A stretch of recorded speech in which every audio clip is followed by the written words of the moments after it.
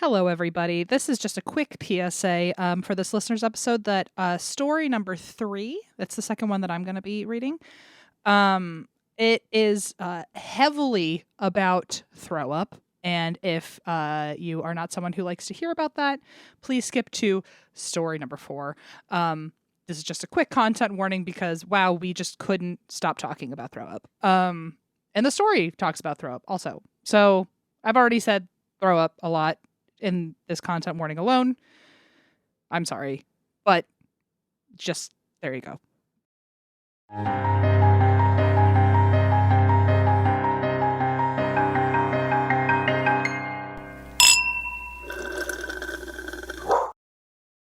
Oh, Hi. okay. Hi. Hey, wait, hang on. I was just singing. Where did you go? I miss you so. Feels like it's been forever. Since How you- was Sweden? I used to sit with my iPod Nano on the bus and gaze out at the fields. Well, not the fields, the inner city of Cincinnati. The cemetery? Okay. And I used to say, my life is so sad and hard. And I would listen to that song.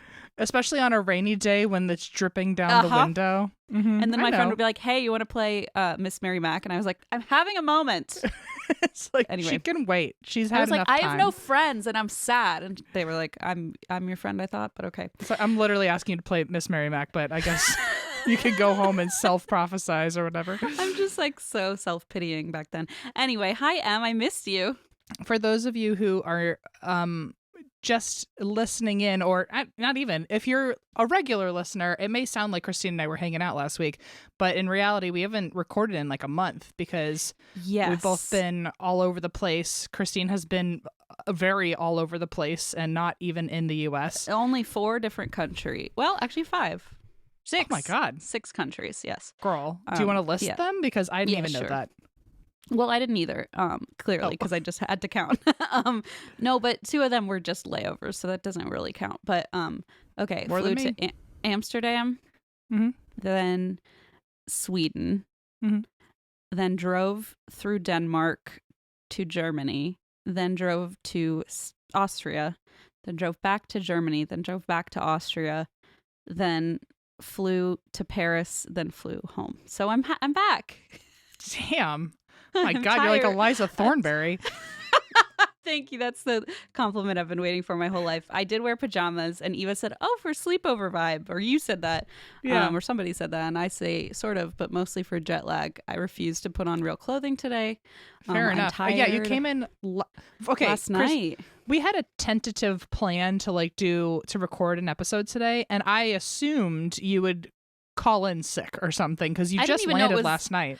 Happening until I looked at Matt, our manager, was like, hey, can we call after our recording tomorrow? And I was like, what? I haven't slept in 36 hours. So it was like 8 p.m. and I was like, I'm going to bed. And I did, and I survived. So here I am, ready to work. Yeah, what time is it for you right now? In my head or in real life? Well, like in your head, like your jet lag. Oh, like jet lag wise. Only 7:30 p.m. I think. Okay. Ooh, you're a trooper. Dinner time. Well, do you have a favorite country you went to? Oh, well, thank you for asking. I love Sweden, except for last time I was there. I tried to jump off the boat into a fjord. Last time? I forget how you've been to these places more than once. It's just like, you know. I did. Okay. Are you like, at this point in your life, are you just a regular of Germany where you were like, ugh, like I already know exactly where we need to go? Sort of. It depends. There were some cities I'd never been to, which was very cool. And I was like, oh, I get to be like touristy, you know? And I didn't visit really any family, which was kind of interesting. So we could be like full on tourists, not just the only thing we missed, which I'm really bummed about, are the dungeons. There are these dungeons where you can go down into like the dungeons from 1200 or something and like see all the implements and shit. And the tour, we had just missed the tour. So next time when I take you, we're going to go down to the dungeon together. I'll always go to a dungeon tour. And that's really a solid way to convince me to go anywhere. Yeah. Well, I don't want to overwhelm you with questions. I know we are No, I appreciate currently. your interest. It's very kind. I feel like I've just been solo. I don't know. I've just missed talking to you. So I don't even know what you've been up to. I'm like this and that and that and this. How many countries? Just the one? In my mind or right in real life? Obviously in your mind. That's I've left the galaxy a million times in my mind. You're a star tender. I forgot. I have not done anything nearly as interesting as you. I went home. That was it. That's I went fun. home. Your friend It was had a baby, but we did already talk about that, I guess. Had a baby. I went to the beach with my family. That was fine. Oh yeah, the last I heard you were dreading that trip. I was dreading it because I was like, what on earth are we going to do other than the beach? And we ended up actually like all having a good time not near a beach. It's like, great. So we figured it out, and the only issue I had was resolved. But there was some family drama that ensued.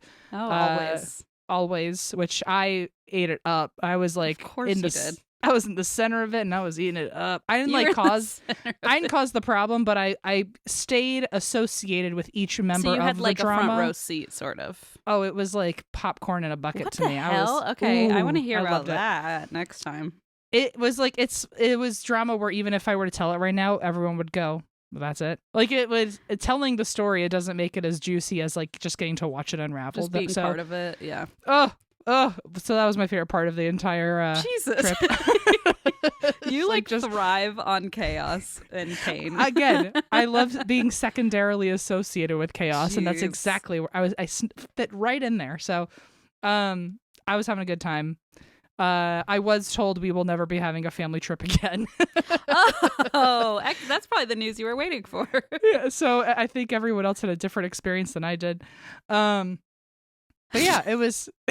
I'm glad to be back. I was very tired immediately of the humidity. I'm glad to be back in dry LA. Yes. So back to the desert. Okay, last thing I'm going to ask you. Well, two things I'm going to ask because I don't want to, bore our listeners, but I also truly haven't spoken to you since a month ago. A month.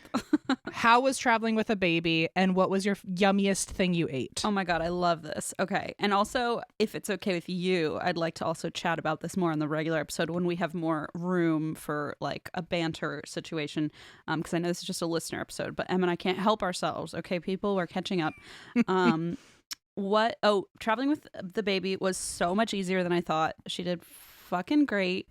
She just like colored or watched her shows and just like hung out the whole time. Just like she rallied. Chill baby.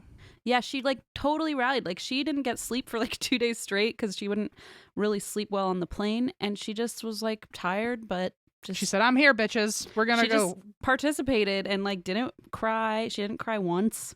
I'm very lucky. I know that because I've taken care of babies that are criers and stuff, and I get it. I get how I'm hard a crier. It is. I know you are. So I would have been so terrible on that trip. Just as an adult. Yeah. No, it was good. It was good. I mean, it was not without its hiccups, and it is a pain to have a stroller and have to find an elevator at every like public transportation in Europe. So that is a pain.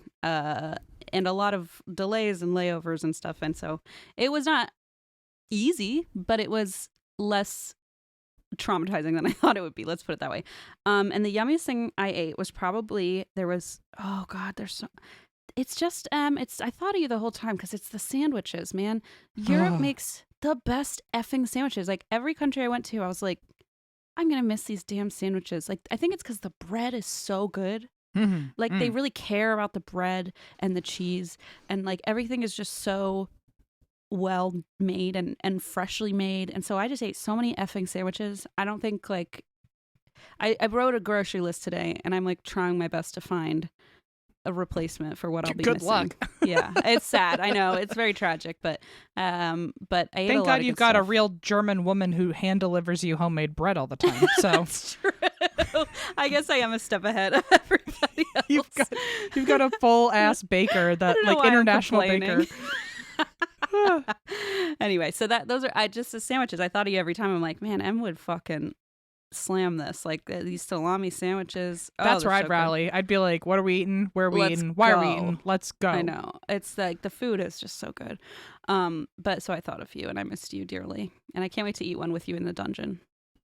Oh, That was the nicest thing you could have ever said to me. That was romantic. That was, oh my God, by candlelight, Ooh, la, la. by sheer pitch blackness. Oh Right, my by God. no light, by torchlight as the villagers come for us. Stop talking. You're going to get me all riled up. Okay. Well, I'm glad. It's nice to know that even, when I'm gone one day, somewhere in the ether, I'll always be tingling when you're near a sandwich. You will. It's like I can't help it. Even if like Good. we were somehow estranged, which I can't imagine our stupid souls would ever figure out a way to do. That would but be your memory when we break up one day. Oh, you can't escape me whenever you eat a sandwich. Yeah, that song, Where Did You Go? And I would cry. I miss you so. There's little children singing in the chorus, and I'm just crying. Not the echoing children in the background. And then Em is like, can we go record now? And I'm like, stop, I'm having a moment missing you. I'm eating a sandwich with Mary Mac, and we're both like, Christine just won't hang out with us. She What's is the just deal? so self-pitying. Oh, God. Okay, story time for all the people who endured the last 10 minutes. So this was Eva's little tale she regaled to us, is that she typed in a phrase, and I guess because we've both been traveling, she used the word road trip. Yes. And apparently, I guess usually when she types in a word, she kind of has to weed through some stories to find like the highlights of them all. But back to back, the road trip stories were excellentante, Yeah, winners. So we have been instructed to just dive right in. And that's what we shall do. So instead we spent 10 minutes talking, and now we'll dive right in. That's what we shall do now. Yeah. Oh, and by the way, now that I'm home, I got an XL Dunkin' Donuts iced coffee with pumpkin spice syrup. So did you miss it? I did. Well, actually, no. There's Dunkin' Donuts everywhere over there. So, because they know how good it is. But I avoided it because I was like, I'm being a real tourist. I understand. And not giving in to the craving of Starbucks and Dunkin'. You know what's wild, though, is when I went to the Philippines, this is trash behavior. I know it. But I went to like 6 Starbucks when I was in the Philippines. Girl, it went everywhere, all that coffee. Oh, your keyboard? Oh, no. Oh, no. I watched it happen. Everyone go look at the YouTube just for that moment because Christine's coffee went everywhere. That is like a rare. I really have gotten better about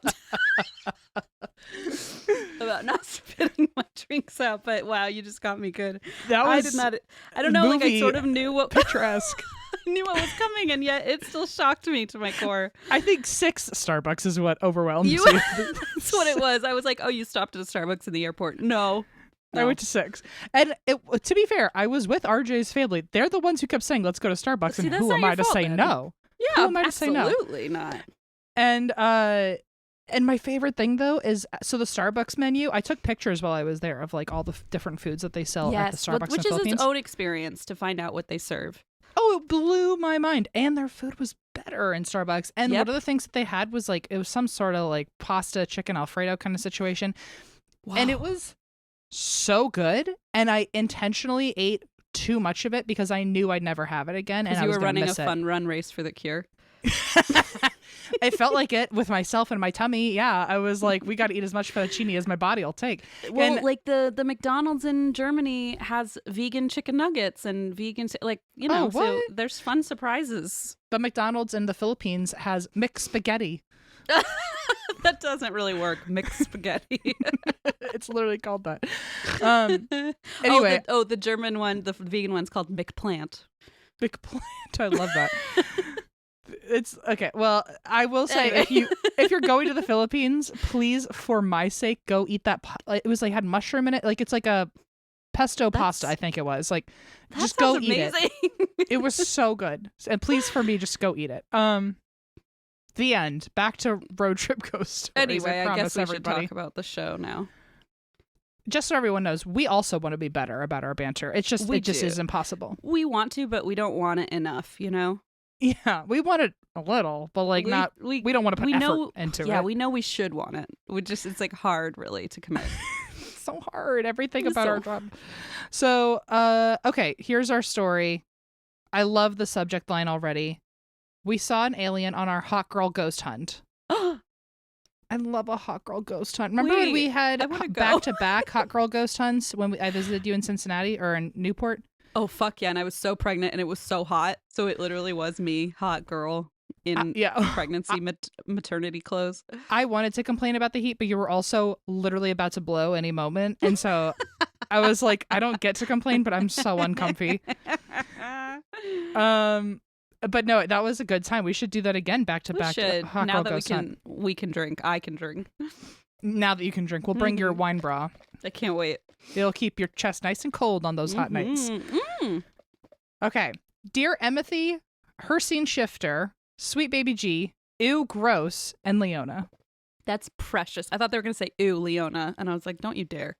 Ew Gross makes more sense. My name is Bree. She, her pronouns. Thank you for normalizing pronouns. And I have a super fun story for you. A few years ago, my friend Britt, who also uses she, her pronouns, thank you for normalizing pronouns, and I bonded over our mutual love for all things spooky ooky. I'm a big podcast girly and put her onto, and that's why we drink. And we went to your show in LA a few years back when you talked about the Queen Mary, and we knew we would have to add it to our list of places to check out. Another thing that we added to our list was the Winchester Mystery House. So we started planning our trip for August 2022. We were calling it our Hot Girl Ghost Hunt. I love that. I do too. That will be the title of our third tour, apparently. When we steal it from you, your intellectual property. There'll be a tiny little, in the smallest font possible, be like from Brie and Britt. Yeah. Sponsored by. Before our trip, you guys released a Haunted Road Atlas, which I quickly scooped up, and upon receiving it, noticed there were other stops that we should check out along the way. Oh, this is like the first real testimony I'm saying to people using our book. My heart is like pounding. I'm like so nervous and excited. My heart is a flutter is the right word. A flutter. We ended up going to the Winchester Mystery House, Alcatraz, and Evergreen Cemetery, which is where they buried hundreds of unclaimed bodies from the Jonestown Massacre. There's also a section for the Oakland Hells Angels with their pictures, nicknames, and memorabilia. Fuck yeah. Wow. This story, however, is about none of those things because we had a paranormal encounter way before even getting to our Airbnb before we started our trip. I'll set the scene. It's around 11 p.m. and we're driving from LA to San Jose. We're on the I-5, which, for those of you who don't know, is just a long highway. Yes, that's true. Yes, that is a pretty generic description of it. Yes. Middle of nowhere. And it's 11 p.m., so it's pitch black outside. We were driving through a town called Gilroy, which is known for two things. I can already tell you before I even see the rest of this. The Garlic Festival. Yes. Because I've been so many damn times. You've told me about that, yeah. The Gilroy Garlic Festival. And paranormal sightings. The only thing that we could see was the lights from other cars ahead of us, which is what made what happened next so weird. We were driving up on what looked like an airplane. I'm driving and Britt is in the passenger seat. We stopped our conversation and watched the plane begin to descend as if it was going to land. Huh? It's in the right side of the sky and landing on the left side at a normal airplane speed when all of a sudden it shoots back up into the sky and makes the sharpest U-turn back towards the right. So they're just like watching this like weird maneuver in the sky. What the fuck? We acknowledge that the speed is super fast and we start to throw out ideas of what it could be. Britt suggests maybe there's an Air Force base around and they're running some tests. But remember, there's no other lights around, just the cars and the planes. So where would the base even be? By now, the plane is looking like it's going to land again and as it's descending and heading back to the right side of our view. The only problem is that we're driving up on it and it looks like it's going to land on the freeway, which has only 2 lanes. The fuck? We can see 3 lights on the aircraft, which we know is not a plane now, and they are positioned on the bottom of the ship, which is shaped like a triangle. And when the ship turns a certain way, the lights disappear and you can see it all because the ship is black. What the F is happening? We see the lights because it's heading right for us, and the light in front of the ship is shining right into our eyes. I'm freaking out and trying to decide if I should brake, speed up, swerve, or just keep going. Right before it hits us, it makes another sharp U-turn and drops down to the height of the other cars. Ugh! What the fuck? Stay in the sky. Get out of my way. The fuck? Or you have nothing but all of space. Don't come near me. It drives alongside the cars heading in the opposite direction, and we end up passing it. It was a flat ship about the size of an SUV. No one could have been inside, and once we passed it, we looked back and it was gone. Ooh, hang on, sorry. Why is your... Because You're scaring me. I'm really scared now. Sorry, M's like all of a sudden M started like flashing as if there was something in your room landing at a quick speed on the freeway. It's because a lot of my lighting comes from my TV, and it went to a YouTube ad. Are you in your? Oh, you're home, right? Okay, I'm home. So M currently looks like they're, as Eva and I both separately remarked, looks like they're at like a magic show, and Eva said, "Yeah, you look like a magician." At the exact same time, I said, "You look like a magician's assistant," which is probably the rudest thing I've ever said. With like blue curtains in the back. Is that like a fake background or a real background? No, it's a curtain. It's soundproofing. It looks good. Like, it looks very chic, but there were just all these flashing lights. I thought maybe this UFO was coming for you. No, this is to the side of the troll hole. This is on the wall, another wall of the window. But my room looks like it threw up every article of clothing I've ever owned, and so I moved my camera, and now I look like I'm on a stage apparently. But yeah, like about to get sawed in half. But I have a TV that's always right behind the computer, and I use it as lighting, and it went to a YouTube ad. So that was the flashing you saw. That's so classy. We're so professional. Anyway, sorry, I didn't. Anyway, it just alarmed me because all of a sudden, like, there was like flashing. It did look like there was like a glitch on my screen. Yeah, because my skin was flashing different colors. Apparently, I thought they were coming for you. So anyway, once they passed this thing, they looked back, and it was totally gone. We started talking, and Britt started talking because I was crying at this point. Aww. And we tried to wrap our brains about what the actual fuck we just witnessed. We realized that none of the other cars around seemed concerned with a ship driving alongside them, and no one changed speeds, no one swerved. Were we the only ones that saw it? We tried looking up other sightings in the area, and no one was able to get a picture of it, but there was a drawing we found, and it looked exactly like what we saw.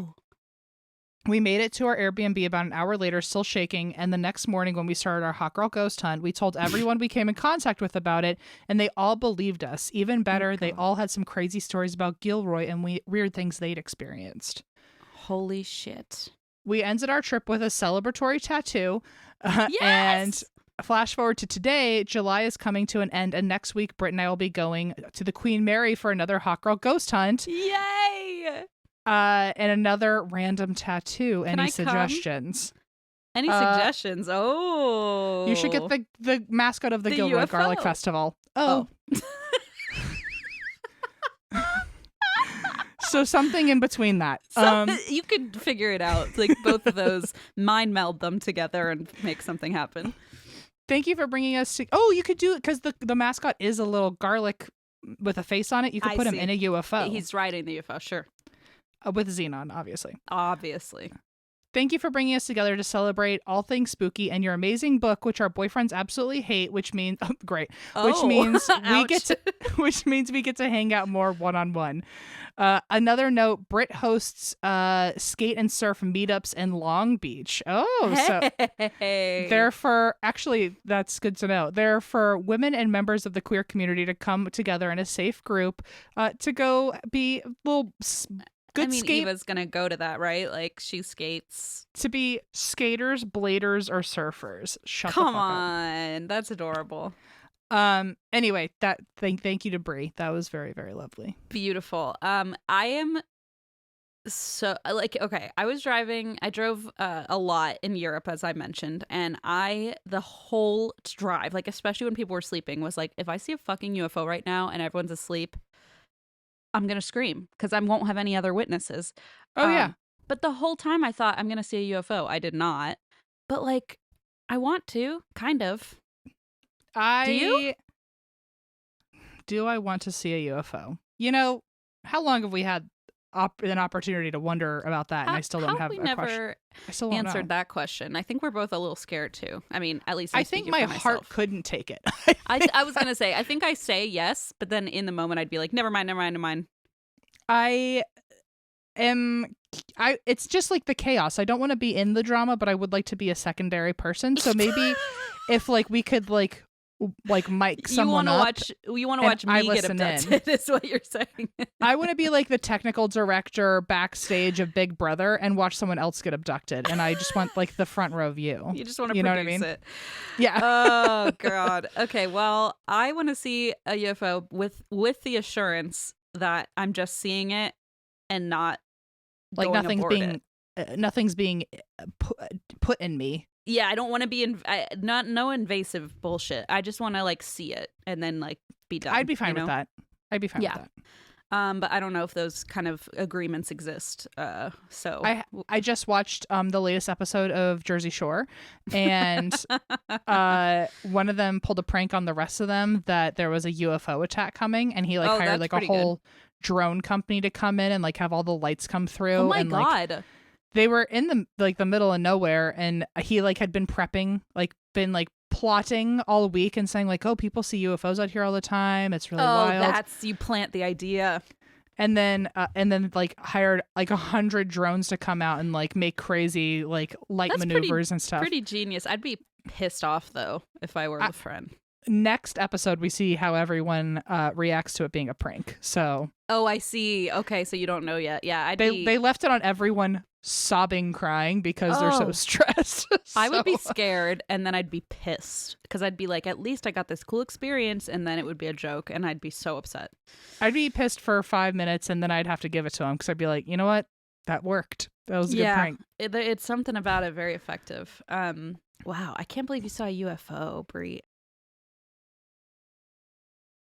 Okay, I have a story here. This is called Hauntings, Honeymoons, and Bigfoot Poop. Ooh.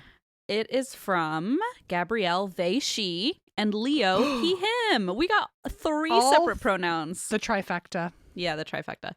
Hello, M, Christine, Eva, and all the fur and human babies. My spouse Leo and I love the show and listen every Sunday when the new episodes come out. See, some people's partners like our show and our book, okay? Boyfriends of Brie and Britt. This past week, we went on our honeymoon and we did a spooky tour from Kansas to Maine. Oh my gosh. Do we have things to tell you? I like the idea that they were just writing a list of things to tell Em and Christine. That makes me so happy. Right. Our first stop was the Waverly Hills Sanatorium, which was a TB ward that Em covered back in episode 20. We did one of their paranormal tours, and my spouse and I got the chance to interact with some known spirits there. This is a lights out tour, so the entire way is dark and spooky as you learn the history of the sanatorium and the associated ghost stories. Well, on the 4th floor, our tour group split into 2 and went to 2 separate, nearly pitch black hallways. Then the guide, sorry, I'm about to ask you something. Is this is this a place with like the creeper or crawler or whatever? I think so. Waverly Hills? Okay. Yeah. I'm like scared already. I don't know. 90% I'm sure that yes, there's like the crawler or the creeper okay. or whatever it is. Yeah. Okay. I think it's called the crawler. The crawler. And it's like just a solid black shadow figure that just walks on all of its legs, arms and legs. It's like crab walking. Ugh. Yeah, forget it. I don't even know if that's coming. I just had the thought. Let's just it might not it, even though. be part of the story. Okay. Then the guide asked for a volunteer, and my hand shot up. My poor spouse said, of course my wife volunteered to get haunted. The guide, Courtney, told me to walk down the pitch black hallway. Oh my God. Sorry. Until she said to stop, which was about 20 to 30 feet away from the group. Then Courtney, the guide, called out to Thomas and Michael and asked them to touch me. Oh my God. Bye. Okay. Let's be clear. Someone else in this room has done that. Who? Someone who is not me has during a hot girl ghost hunt has welcomed things to touch them. What kind of sicko would do that? I know, but I'm just giving you a reality check before you go in too hard on these people. You're 100% right. I deserve that call out. I'm so sorry. You definitely did it, and our audiences, across the nation, we have heard groans after we admit that you've done that. You can touch me now. I know. And it actually did create quite a stir if you want to see our live show. No spoilers, but I did say they can touch me. It's really, really dumb. So. And then they do respond to that. Do. Yeah, very dramatically. Oops. And then I act like I didn't just ask for them to do that. Okay. Anyway, then Courtney called out to Thomas and Michael and asked them to touch me while I stood with my arms out like a T. Suddenly, it felt like I was being pushed, and once I said so, Courtney asked them to stop, and they did. Everyone in the group said it looked like there were 2 people on either side of me, but I was certain I was alone. Then, once Courtney heard it was our haunted honeymoon tour of 2023, all those are capital letters. I love that. The HHT 2023. My spouse was voluntold to get haunted next. He traded places with me, and Courtney once again asked Thomas and Michael to push him. He said it felt like his hands were grasped, and when Courtney said stop, it went away. He was concerned as to why he wasn't pushed before realizing that he had a patch of the Virgin Mary on the back of his jacket, and he wondered if Thomas and Michael were religious, and he felt his hands get grabbed again. After that, the tour continued, and while nothing else physically happened, we were certain we saw things moving in the shadows. Our next stop was the Trans-Allegheny Lunatic Asylum, which was episode 22. I love that they're telling us because they know we don't know the episode number. I appreciate it. I do too. We didn't do a haunted tour due to timing, but we did experience some weird shit. First, we got to the area where the ice pick lobotomies would occur. No, thank you. But before our tour guide explained that, I started getting a headache right behind my eye and nose. Oh, my Lord. Oh, my Lord. I thought it was one of my typical migraines, but nope. She explained what the room was for, and I side-eyed my spouse, very concerned. I can't hear that without holding my eyeballs. My sinuses are aching just thinking about it. That's horrible. She explained the room. Blah, blah, blah. We left the room and it disappeared. Also, my spouse and I were exploring some rooms on one of the top floors, and he thought I was behind him and says he even saw a body walking with him from his peripheral, but I had moved to look at some art. I followed him in to find him talking to the empty room, and he was so confused when I said I hadn't been with him. So he was genuinely talking to them, and they were not there. Forget it. We also did some cryptozoology stuff while on our trip, including seeing the one, the only, Mothman in Point Pleasant, West Virginia, as well as the International Cryptozoology Museum in Portland, Maine, where Em went. Damn, I say that. They hit up all the spots. Yes, I did go to that zoo. And I asked, art zoo. What was it? A museum? Oh, cryptozoology is where my brain went. I was like, oh my God, it's a zoo also? A petting zoo? No, I feel like I accidentally ended up there when we were in Portland. Yeah, Maine. And you sent somehow I doubt that because you sent me 8,000 photos the entire time being like, look, it's you. Look, it's you. Look, they have a statue of you. Look, they have a picture of you. Like the most grotesque drawings of all these cryptids. In one case, I feel like I had the world's biggest, most discovered pile of poop from a cryptid or something. Oh, maybe that's what they were saying. Oh, wait, it's in here. Yes, I'm sorry. It's literally the next sentence. Okay. The museum was small, but had so many interesting things like models of the Pukwudgie, episode 137, Bigfoot, episode 215, and Mothman, episode 67. They even had a life-sized model of what Bigfoot's poop would look like. There it is. That's so funny. And you probably sent me a photo and said, look, it's you. So I said, look, it smells like you.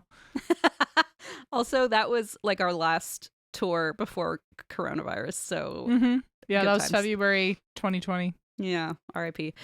The place was weird and just up our and your alley. I've emailed pictures of our trip for your viewing pleasure and hope you enjoyed our spooky tales. We love the show and can't wait to see where you go from here. Lots of love, Gabby, they, she, and Leo, he, him. Aww. Thank you, Gabby and Leo. And thank you for the thesis research on all of our episodes. So I love it. Thank you for the multiple shout outs. I feel like the first story was an ad for our book. This is an ad for all our past episodes. Maybe that's what Eva was trying to do, is just help us promote. She's like, you need some marketing. Okay. Thank you. Thank you both. And the next one I'm already excited about because it sounds a little dramatic. And this is from Emma, who uses she, her pronouns. Thank you for normalizing pronouns. The title is, And That's Why We Drink episode. This, by the way, is the opposite of promotion for us. And That's Why We Drink episode makes me vomit 35,000 feet in the air. I was like, what do you mean opposite of Oh. So this brings us back down. We had our head in the clouds. Now we're humbled yet once again. To be fair, we're still 35,000 feet in the air, just covered in vomit. Yeah. Okay, so here we go. Hello, Em and Christine. I've been listening to your podcast for 4 years now and have never had the opportunity to write in until Christine suggested stories that correlate with the podcast. Oh, good. I genuinely have no explanation for this experience, but I thought you might find it as terrible as I do. Around the time when I first started listening to your podcast, I was playing on an ice hockey team. That's so badass. What? which occasionally required we fly out of state. A travel ice hockey team. Yeah, Damn. I mean, hello. It's not even like an intramural thing. That's so cool. Some of these flights included Washington, Chicago, and New York, and all of which are usually long flights from my home in Cali. Okay. We didn't have wired headphones to watch movies on this particular flight, so I downloaded a couple, and that's why we drink episodes to listen to for the 8-hour trip to pass the time. One of these episodes my mom actually recommended I listen to. Probably like one episode for I an know. 8-hour trip. Like a you could have couple done or one of just our one? birthday episodes and listened twice, and you'd be there. Yeah. One of these episodes my mom actually recommended I listen to. Love that your mom listens to this too. Precious.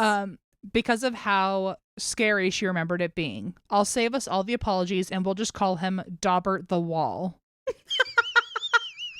What? Episode 4, I think it is. It is Wouldn't our it very be first Daubert doll. the Raw? Yeah, Whatever. I think it's. I would say Daubert the Rawl if we're just reversing the letters. Not to like correct you and your. I don't even know why I'm. Maybe Emma just inserting wanted my an opinion. even one step further removed. You're right. I don't know why I'm trying to say it over and over again.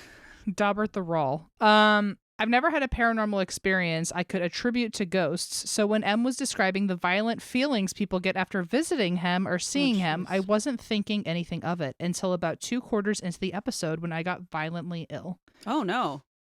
I'm prone to motion sickness, but there was absolutely no turbulence, plus I'd flown several times with no sickness.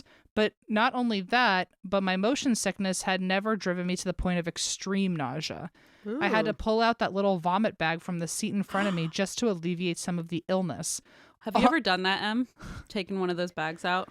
I've been close to it a couple times. I have a couple of times pulled them out and been like, please God, no, I don't want to be that guy. I've never seen anyone actually use one, which I have. Oof. But I have not used one myself, thank God. And also as you're about to get sick and you look at that thin little piece of paper, you're like, this isn't gonna do You're anything. like, we all know how bad. And then the person next to you is like, oh no, they're pulling out the barf bag. I wonder how people don't just have like better versions of barf bags that they bring with them, you know? I mean, Like I I feel like like there's got to be an Etsy creation of a thicker paper barf bag that's disposable, and you let can me just check. buy a pack of 10 or something. barf bags Etsy.com. Well, so what I wonder too is like, I just feel like nobody thinks, oh, I'm gonna throw up on this plane. Like everyone thinks like, oh, I'll be okay. I'll prevent nausea with like the bands, the Dramamine. Like you try everything to prevent it. I feel like you just don't even think like to bring a barf bag for when you actually, you know what I mean? Like That's true. that step. Unless you like have children and you're used to like needing one of True. everything all the time. True. There are some vintage novelty barf bags, but I bet they work less well than the Right. current ones because they're vintage. So. I'm just surprised there's in like at least like a really thick plastic bag or something, you know, like something Well, that they like do can't sell leak. them. Well, they have them. They do at hospitals, like the ones that have the circle. I don't know if you've ever used those, but I've puked at a hospital, and they have. Like, I don't think I could plastic. actually. I wouldn't be able to aim with a No, barf you put like bag. your whole face in it, basically. Oh, okay. I'll show you. Because when I throw up, is everyone having fun? Someone out there I is know, feeling what really is sick wrong right now. with us? But when I do it, I really I look like a cat having a furball situation. Like it's my mouth is just open and wherever it goes, it goes. So Yeah, like, I'm the same way. I don't have aim. But Yeah. this is here. It is. I'll send you a picture. It's basically like you put your whole face on it, so you can't really miss. I would need my whole face, like forehead to chin, Yeah. just to catch everything. Gross. I Okay, hate well, puking. it gets even grosser because Emma says, all while M is in my ear depicting the horrible car crash people got into after disrespecting Great. him is when she's feeling this incredible nausea. Super duper. Not sure what I did to this doll. Please don't crash this plane is all Emma's thinking. Ooh. Anyway, I thought after clearing out my stomach, the feeling would leave and I would sleep it off. I like how poor Emma is vomiting with us in their ears. in her Oh, I ears. feel like that's one of those things where now you can never eat shrimp again and you can never listen to our podcast again. Yeah. Anyway, I thought after clearing my stomach, the feeling would leave and I would sleep it off, but it didn't. I am not kidding when I say I filled that paper bag. Oh my God. Oh! At some point, one of the flight attendants came around and gave me a whole 42-gallon trash bag to hurl into. So they're like, we have the good stuff back here. Ugh, the poor people sitting next to you too. I know, like, poor you, but like additionally, poor Hopefully it was people at sitting least next to you. yeah, hopefully it was at least your teammates, you know. It was awful because there was no relief for 2 hours. How do you even have that much stuff in your belly? Like, eventually you're just dry heaving. Oh, I feel so bad. Yeah. That's horrible. My dad, who was sitting next to me, said I was throwing up so hard I looked like I was turning into a werewolf. Oh. And you know, like, your eyes get all red. Oh. Ugh. And then you have to go play ice hockey? Yeah, Forget who it. are we kidding? I'm sending I'd be you. like, I would turn just this fucking put plane my around. face on the ice and be like, I'm recovering and cooling myself off. I sent you another picture of some barf bags I found on Etsy that have cats vomiting on them. I appreciate that you have not given up yet. The tenacity is great. I don't like those because, like, if I were nauseated and then I looked at that and I saw a picture of a cat throwing up, I would probably be like, all right, here we go. Maybe it's to help induce it. Maybe. I don't know why anyone would want that, but I don't know. I'm someone where if I just think about throwing up, I can throw up. Me too. Look out, everyone. Look like, literally nobody's listening anymore. And that's the magic trick. That's why you're the magician, not the assistant. At some point, I laid my head in my neck pillow on that tiny airplane tray, closed my eyes, and prayed for it all to go away. I don't remember if I apologized, but either way, he either forgave me or I passed out when I lifted my head and the feeling was gone. Like nothing ever happened. Not even that uneasy feeling in my stomach after expelling everything. I'm not sure if there's a type of illness that only lasts a couple hours or if I somehow managed to get the worst motion sickness I've ever experienced with no movement. But I am terrified to listen to any more stories about haunted dolls. I'm even a little scared to be writing this down in my room right now. Thanks I don't blame you. Me either. Thanks for all you do, and I love listening on my commute to college. Apparently not about dolls, though. And then maybe not in the plane. And then it's signed Emma, a Scorpio, and all of a sudden, I don't feel bad for you at all. Just kidding. But thank you, Emma, for your story, and apologies to everyone else listening if you are prone to getting sick. I will say, or if you're like pregnant and have morning sickness and it's easily triggered, I'm so sorry. Was it more easily triggered when you were pregnant? Oh, yeah. I was so nauseous for like months. Horrible. I only threw up a few times, but it's just the worst. I hate being nauseous more than throwing up. I will happily throw up just to get rid of the nausea. I know, and I never have the guts, so to speak, to like actually throw up because I'm like, I don't want to throw up because I hate throwing up, but I don't want to. I don't know. It's just like a lose-lose because you always. I feel like even after you throw up, you're still nauseous. Does everyone want to know a really stupid secret about me? Always. About me throwing up? Yes. So I heard from somebody at some point, and I don't know where I got this from. I could have made it up in my own fucking dreams. You heard it from yourself. I might have heard it from myself. That, because the thing a lot of people hate about getting sick is like it coming out of your nose. That's like the worst. Yeah. And so I heard to prevent that, to like block your nasal passages, scream while you're throwing up. Oh my God. And so, like, to like use your voice, your vocal cords, and your nasal passages will close up. I don't know if that's totally supposed to be true, but I will say, ever since wait, that's true because you can't breathe in while you're talking. Like you can't breathe in air while you're. Well, so a secret about me is ever since I learned that, every time I throw up, I just scream. Like I just. I'm sorry, and it works. But to this. In years, I've never had throw up come out of my nose, no matter how violently I'm getting sick. But it sounds like a monster in the bathroom because I'm just going as I'm throwing up. I like how it's like you're like, oh, it's a much more pleasant experience, but it sounds like it is for me. Everyone else is probably scared, but I'm having it just comes out of my mouth, and I go like, all right, well, that was it. Gross. So anyway, if someone is about to get sick later today or in the future, just try it, and it has always made the experience better for me, and now I'm like not scared to throw I just up. Feel like now everybody is vomiting because we've talked about so much, and like in the midst of vomiting they're just starting to scream. Let's put in the description too, like a content warning for throw up, because some people have genuine deep fear of it. Well, I'm not laughing at it. I'm just saying we've really screwed those people over, and I'm so sorry. After we do this, let's do like let's record a quick like PSA. Oh, or good idea. and put it in front of the episode. Oof. Okay. Anyway, thank you for everything, Emma, for whatever you've caused for all people today. It feels like, and you said, I wonder, is there an illness like this? I wonder, I mean, probably some sort of food poisoning also, just to keep, I don't know. I will say on the Amsterdam flight they gave us, this is not going to help the people who are feeling sick, they gave us egg salad sandwiches Ugh. at like 9 a.m. and I was like, what a choice, you know, to Yeah, get everyone that's on a an airplane.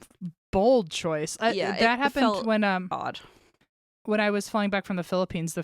Some of the food was like really killer, and some of it I was like, "You're so lucky I actually don't brave. hate this food," because Yeah. some of it is so controversial. Yeah, It's like, yeah, that's the right word. It was like, wow, what a bold choice. Like, What I'm if- sure half the plane is like, what? I wouldn't eat it. I can't stand egg salad. I And love egg vegans, salad, but even fuck at you, 9 apparently. 9 a.m. Yeah.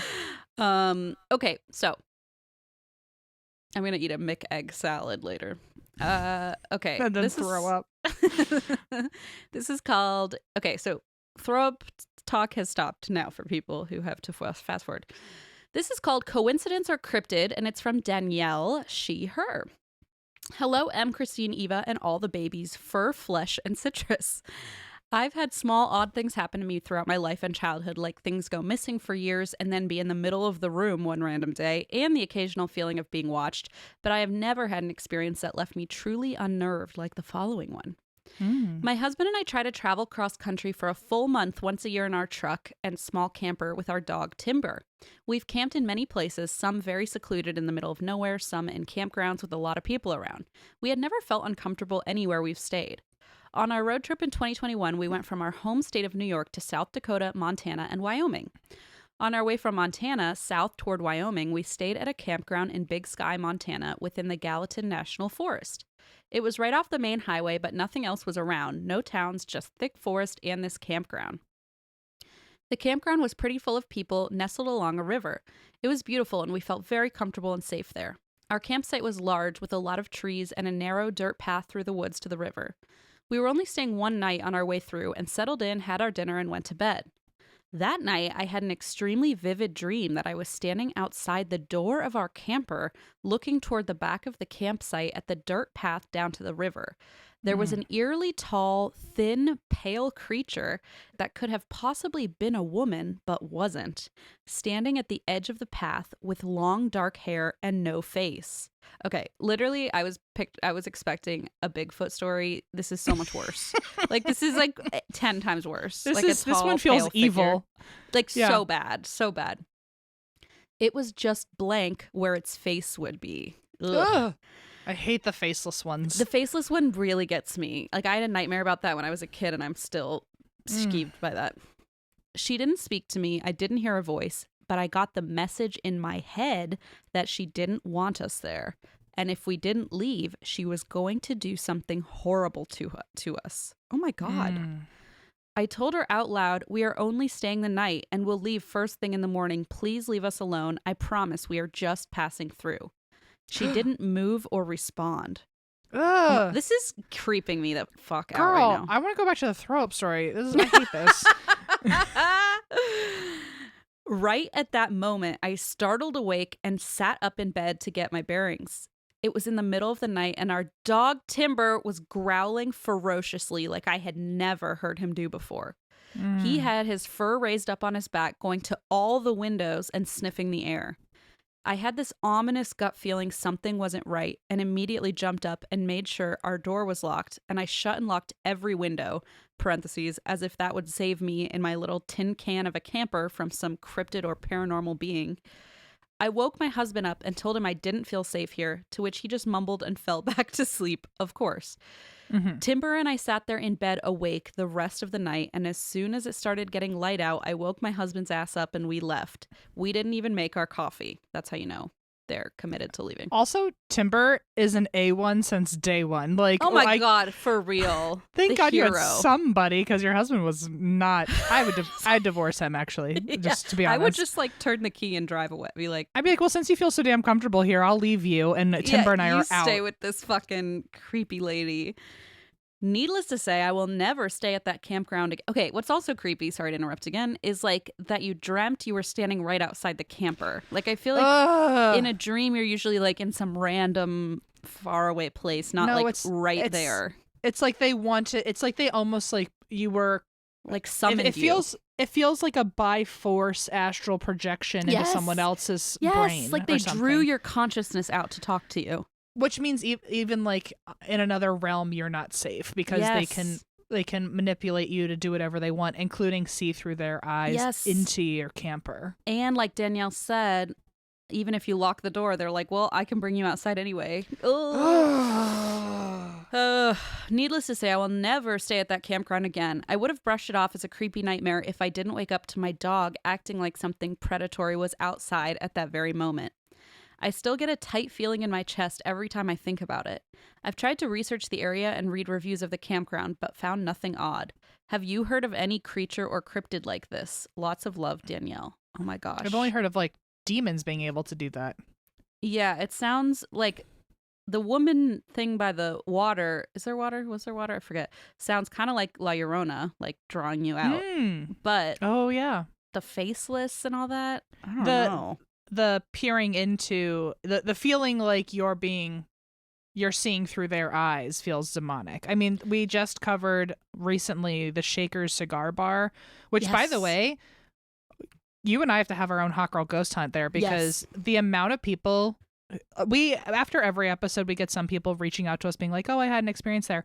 Shaker's Cigar Bar has blown my DMs up. Really? Like, everyone has been sending in their own videos where like there's glitches in the film and like everyone's freaking out. But at Shaker's Cigar Bar that happens in the basement. Oh yes. People have been standing there and all of a sudden they like black out and they can see themselves as if like someone run toward themselves, right? Yeah. Ugh. Although I don't think this one said that they saw themselves. I think it was just I thought they could see the camper though. So she said she was standing outside the camper in this dream and she saw a woman in the distance who was tall, thin, had long dark hair and no face. And this part reminds me of E.T., like of an extraterrestrial. I didn't hear a voice, but I got a message in my head that I shouldn't be there. You know how like that you hear those stories where like you just can communicate. Yeah, telepathically. Yes. So I don't think they said like, oh, I saw from the creature's eyes. I think I just inserted my own fears into that. Sorry. But that would be even worse. I mean, if you're standing outside the camper, if you just turned around and just looked in the window, I wonder what you would have seen. Ugh. But no, to just know that to know that you're not supposed to be there as you're staring into the non-face of a faceless woman is. I can't think of something that I want to do less. And the creepy part, like imagine the next day, like getting ready to leave and stepping out of the camper and being like, oh, last night this is where I was standing in my dream. And like, that's where the lady was. Ooh. I truly can't imagine. No. And Danielle also says, P.S. if you guys ever go camping in the Montana wilderness, I won't, especially after this, but maybe. Hotel at best. Thanks. We're glamping. Okay. Make sure you bring Geo to let you know when the things are lurking. But he will probably bark at a spider, so I will probably be convinced there's somebody outside every 5 seconds. Thank you so much. Also, just to add even more fears to everything going on, what if Timber had the same thing? Like, we're like, what if Timber was next to you in the dream? Yeah, what if Timber had his own experience where all of a sudden he felt like he was standing outside the camper and something scary told him not to be there? Yeah, or was threatening you and he got protective. Oh, Timber. I hate that they can't talk. Imagine if animals could talk and all they wanted to tell you about were the like fucking shadow figures at the foot of your bed. They'd be like, there's another one, and another one, and another one. Maybe they'd be like, how are you not seeing this? I'd be like, can you go back to not fucking talking? I want this spell taken away. Yeah, I regret this hex I put on you. You know, speaking of which, let's just bring this full circle how I called you Eliza Thornberry earlier. Yeah. Imagine, like, you know how Riverdale and there's like all these shows that are reimagined but scary? Someone should do spooky reimagined Eliza Thornberry where she can finally talk to animals who are seeing the shit we can't see. Oh, no. And they're like, we finally found someone to save humanity.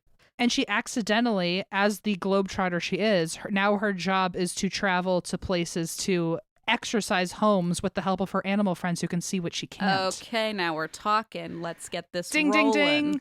It's too bad there's a strike happening. We gotta I smell a Hollywood brilliant idea if only Hollywood was kind to its people. Yeah, maybe someday. Probably not. Maybe. Anyway, everyone remember that idea, because if it ever gets used, I was the first to say something. Yeah, M TM, said it TM, first. TM, TM. TM. All right. Well, we've got another story here, and this is from Katie, who's she, her pronouns. Thank you for normalizing pronouns. And the subject line is secret, unsolved murder at my favorite dive motel. Ooh, we get a true crime. There's been a murder. Also, Savannah. I can tell you real quick, I have a feeling that Katie has anxiety, and here's how I can tell you. Because the very first... she listens to our podcast? Oh, okay.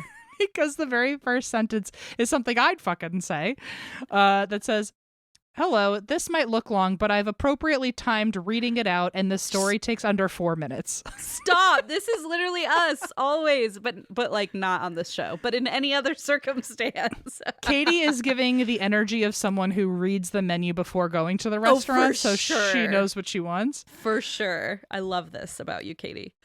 Katie says, okay, I'll try to make this short and sweet, but you need some backstory. My mom and I take trips together, and we have this tiny little beach hotel on the coast in Florida that we go to a few times a year. We stumbled upon it randomly, and it's now my absolute favorite place in the world. Aww. It's a little 1950s, 60s single-story dive motel looking place where the buildings are painted pink and blue, and the place is decorated with dolphins, seashells, and patio furniture. Precious. I'll refrain from using the name, but let me know if you want after reading it.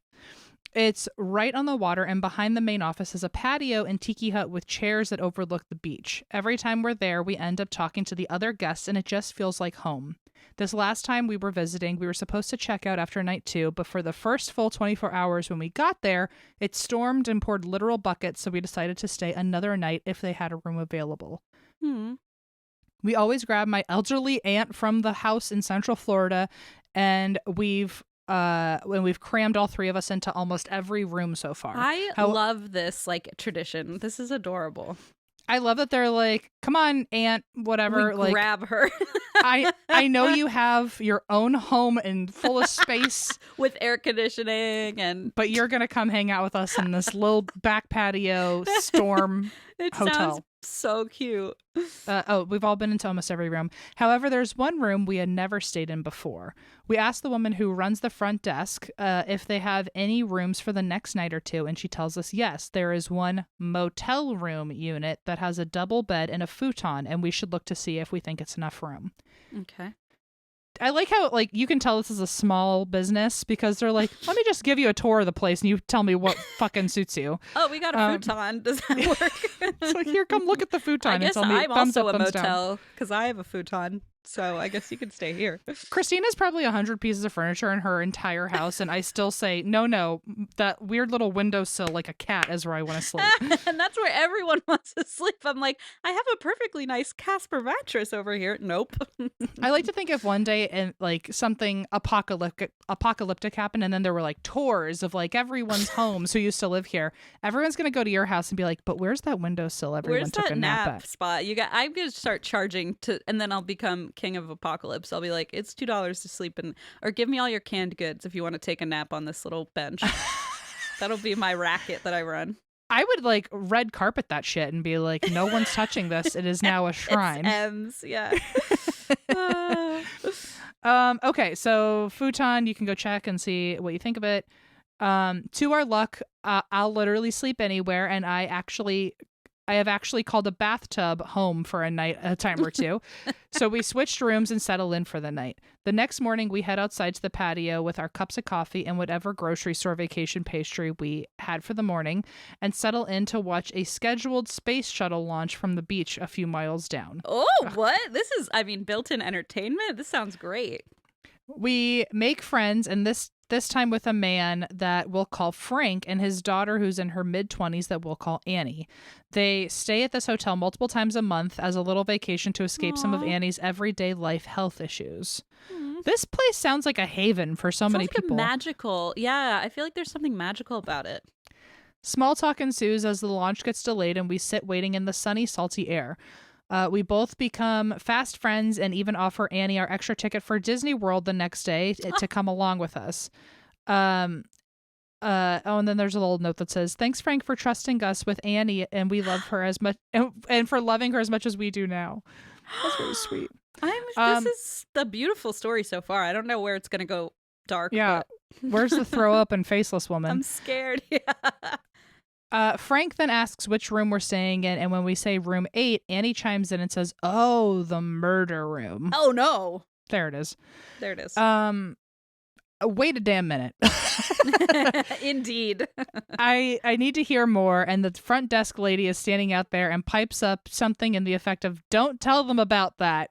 Oh shit. Oh shit. Oh man, I thought this girl was your homie, but apparently she was like, "There's a futon. That's all you need to be focused on, the Wink. futon." Turns out there have been a few deaths in this hotel. It was built in the 40s, and the most recent one was about 2 months before this trip in our room. A woman and someone that they assumed was her boyfriend checked in under the woman's name, and on the first night they were there, something terrible happened. The motel room has a small bathroom window that faces the tiny parking lot that's maybe 12 inches by 18 inches, and someone was coming back to the hotel late at night and found the woman's body half in the bathroom and half outside, slumped down the wall. Oh my god. Oh no. There was blood everywhere, and after calling 911 and getting a hold of someone at the hotel, they went inside the room. The room was all disheveled, and there was stuff everywhere. Inside the main room area, there was blood splatter on some of the cabinets and the door from the main room to the bathroom that was locked from the inside. There were knife marks in the bathroom door, like whoever was in the main room was trying to get into the bathroom, and the boyfriend was gone. It turns out she was bleeding out, or she died from bleeding out after cutting herself in the glass window while trying to desperately escape. Oh my god. And how long did this happen before? 2 months. What? I thought this was like the 40s. Mm. Oh shit. Which, it blows my mind. I know we are a true crime podcast that talk about things that are even very recent, but it still blows my mind that things like this can happen today. Just like every day. It's horrible. It's so foreign to what should be happening. Mm-hmm. One other room recalled hearing an argument, but no one knew much more. Something must have ensued before she made it to the bathroom, though, because of the blood splatter on in the main room. Jesus Christ. The police and hotel tracked down the woman's family, and they stated they didn't know of any boyfriend, and she was supposed to be on a road trip by herself. The death was, so maybe it was like a hookup, or maybe it was like by force. Maybe someone told her, like, we're checking into this room. Yeah, who knows? The death was labeled an accident since she actually died from the glass, causing her to bleed out. Come on. I would find this story hard to believe, but Annie had pictures. What? She had become She had become such good friends with the motel staff. I like how this poor girl has a bunch of health issues. Yeah, she's like, I need a break from my health issues. And the person at the front desk was like, I got a good story. You want pictures? I got pictures. Seriously. She becomes such good friends with the motel staff that one of them had taken photos of the room and bathroom before they cleaned it up and sent some of them to Annie. I feel my Lord. There's something not legal about that. Yeah, definitely not. I have searched and cannot find any record of this on the internet, and so has the staff. According to the staff, it's just a mystery, and someone from her family came to get her car a few weeks later, but there's still no trace of the boyfriend, and nothing was ever solved. They cleaned the room and repainted the walls, and life for the motel went on as normal. I can only hope that this gets some resolution, and the staff or Annie keep me updated. Feel free to cut this if too long. That is so sad. And you know what's so wild? I know a few people in hospitality, and they've all said the same thing of if there's a death within 24, 48 hours later, we're putting people in that room. Right. They have a service they call, and it just gets handled. It's just wild. And I think about that every time we travel, because we're traveling to talk about death. And I'm like, did someone die in here last night? Did someone die here yesterday? Yep. Oof. You have told me that, and you've literally said, "Oh, I checked the bathtub and wonder if people died in the bathtub." I'm like, I'm so weird about showers and baths and hotel rooms, because I'm just naked in a space that someone could have died. It's a fair point. I mean, or walking around. but I refuse to be barefoot in a hotel room because I'm like, there could have been like Yeah. residue of something only a few days ago on this carpet. I mean, I'm sure they like clean the carpets or whatever, but like I can't get it out of my head. And I also in Boston, I ended up one of our friends actually lived in a hotel, and so Yes. because I was friends with her, we would. Her name was Eloise, and it Yeah. was a whole thing. And she had like twin friends, Zach and Cody. But because she lived in a hotel, she was friends with the entire like concierge and would Right. just like hang out in the lobby in the middle of the night, and they would just like tell her shit. Like, and I mean, They probably are waiting It's- for someone to tell, you know? yeah, it's just wild how Oh many my God. hotel staff have to deal with like death regularly. Like their RJ's brother is also in hospitality and has Yeah. said like it would shock you how many people die in hotels all the time. And like so then when I'm in a hotel room, I'm like, is someone dying next to me and I don't even know it? Like Should I call the police and say maybe someone's dying? I don't know.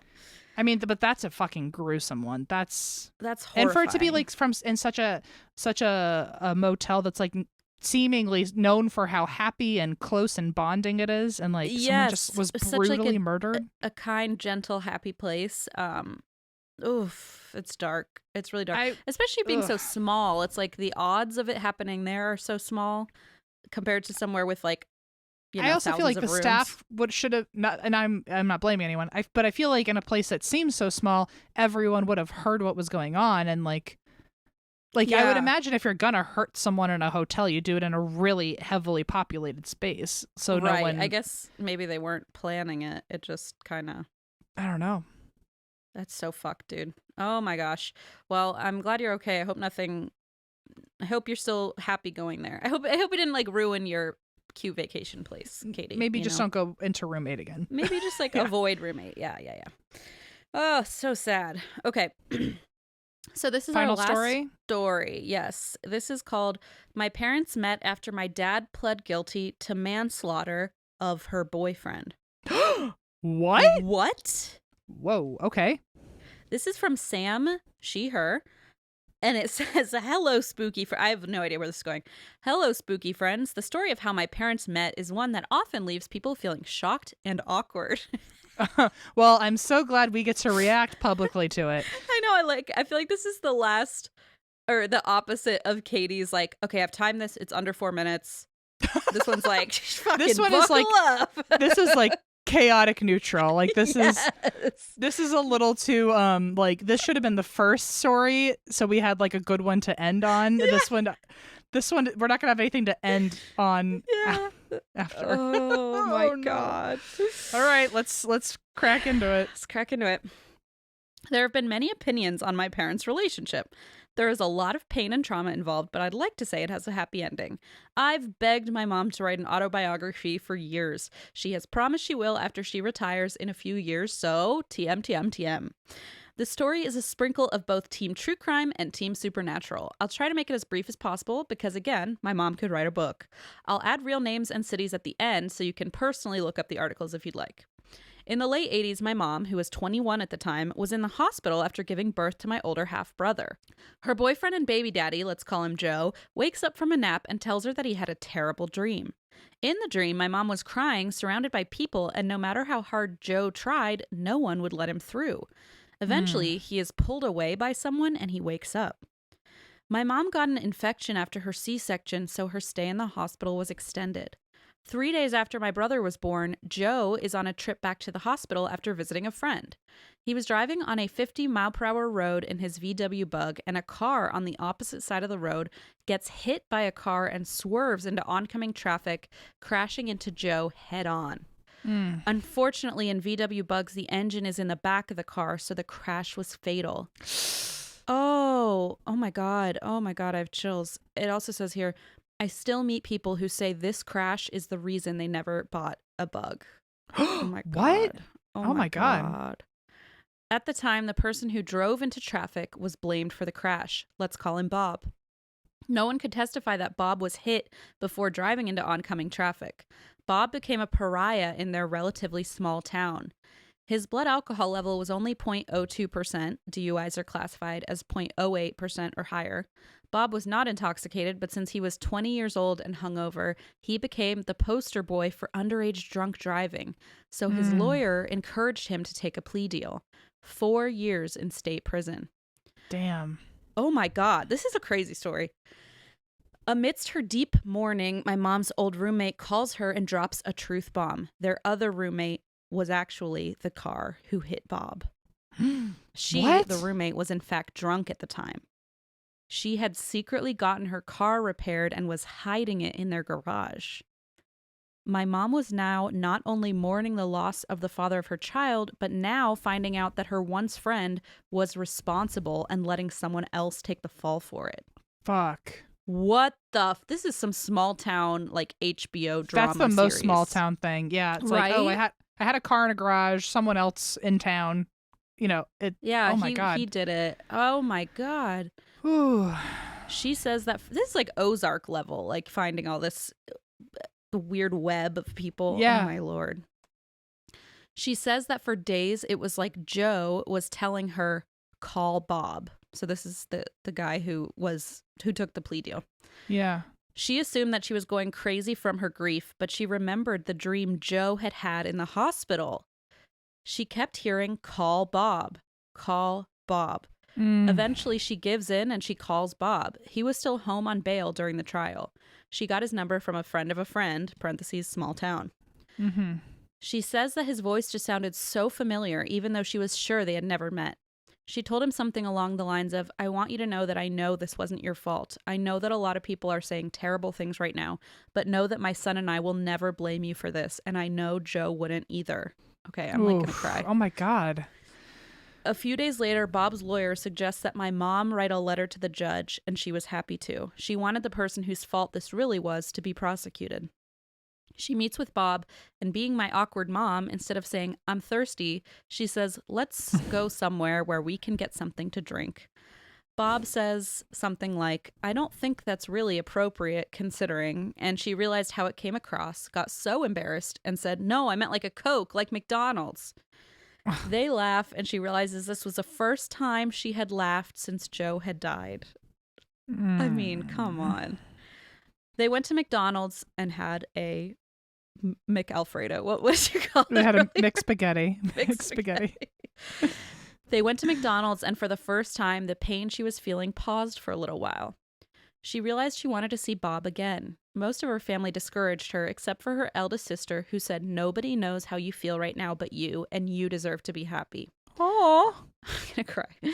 So my mom asked Bob to meet again. After seeing him several times, she expressed how she felt, and Bob, being awkward Bob, didn't understand. Maybe no one in this position would understand. Like, what is happening? Everyone is telling you I killed your boyfriend, the father of your child. But like her, he was traumatized. After all, he got into a terrible car accident. He saw the face of a man driving head-on into him in traffic. Then he woke up cuffed to a hospital bed and was told by everyone that he was a murderer. And suddenly, there's this woman that makes all that pain fade away. Their relationship became a spectacle in town. Joe's family sought custody of my brother and demanded that Bob be sent to prison despite the allegations that another driver caused the accident. My mom's own family sided with Joe's family in the custody battle, all but her eldest sister. Bob was sent to prison 10 hours away, and before Joe's family could take away her son, my mom was gone. After a year of visiting Bob in prison, they got married. The only people in attendance were Bob's brother, Bob's mom, and my mom's sister. They call it a shotgun wedding because, well, it was in a prison. Oh, okay.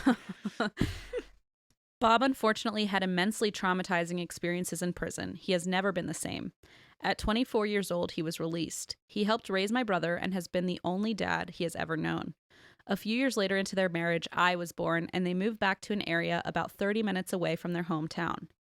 My brother has thought about getting adoption papers as a gift to my dad, who, if you haven't realized, is Bob.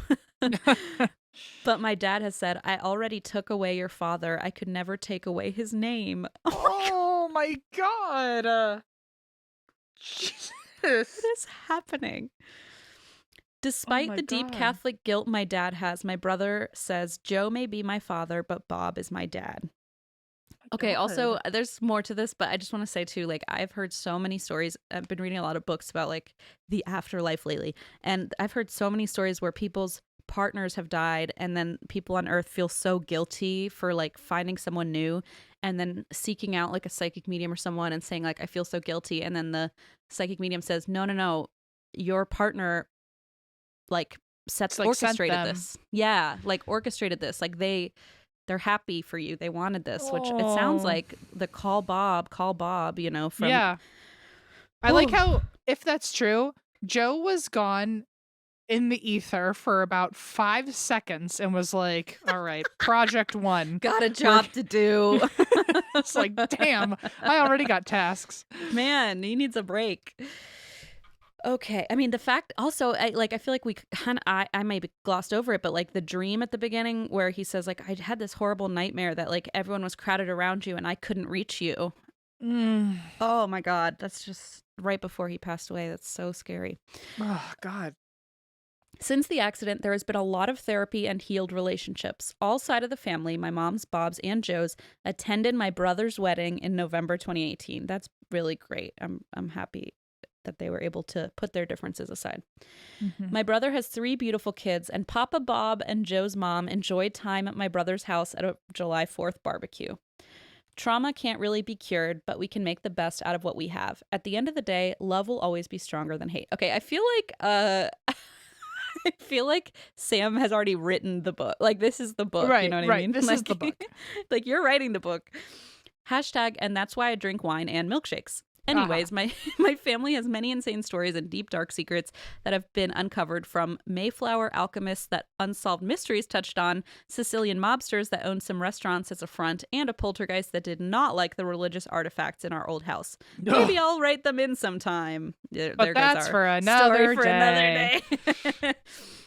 Thank you for everything. Your show has made me feel less alone because I've been able to discover that there are so many people out there with effed up stories too. Hashtag trauma bonding. Hopefully you make it back to San Diego one day. If not, I'll be driving up to LA next tour. Stay spooky. Oh. Wow. I mean, my Oof. stomach turns at the thought of all of this. It's terrifying. Terrifying. It was better than what I thought it was going to be based on just the subject line, because I thought like like I don't know what I expected, but it was not that. So no. I didn't expect it to have heartwarming tendencies. I mean, like Sam said, I end. like to think it has a happy ending, and I'm like, no, I think you're right. Like it does definitely seem to have a happy ending, but it sounds like a lot of trauma went into it, you know? Yeah.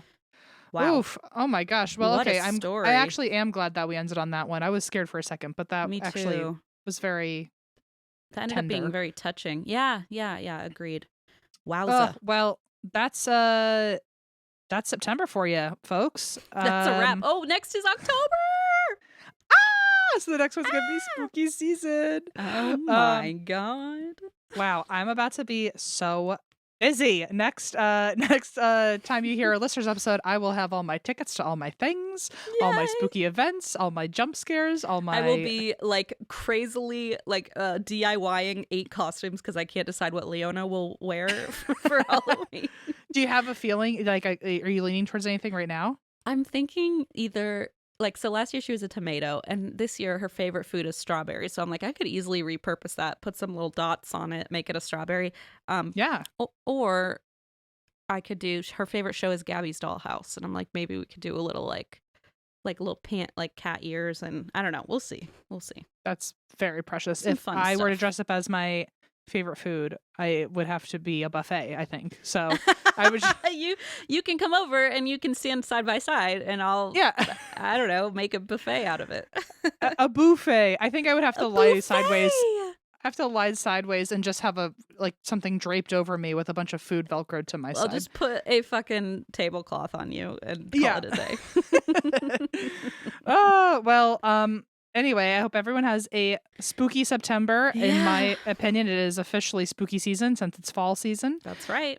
And I'm glad you're back, Christine. I missed you. Oh, I missed you too. I'm excited for our recording Monday when we can kind of get more, I don't know. Into the hot goss. We can bullshit more. Yeah. Yeah. And that's why we drink.